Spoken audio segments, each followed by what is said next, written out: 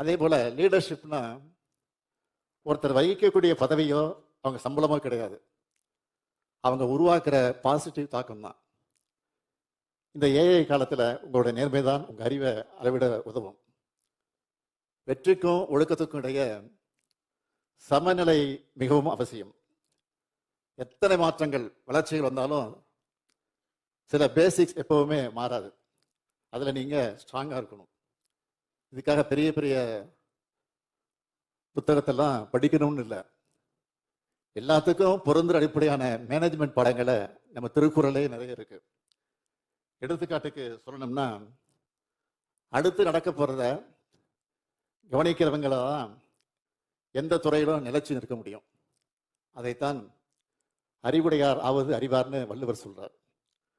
அந்த திறன் இல்லாதவங்க எதிர்பாராத ஒரு இடத்திற்கே நம்பிக்கை இழந்து முடங்கிடுவாங்க.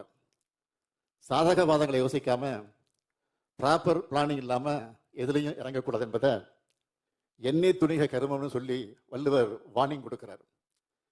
எவ்வளவு நல்ல ஐடியாவாக இருந்தாலும் டைமிங் ரொம்ப முக்கியம். அதைத்தான் காலம் அறிந்து கடிது செயல் வேண்டும்னு சொல்றார்.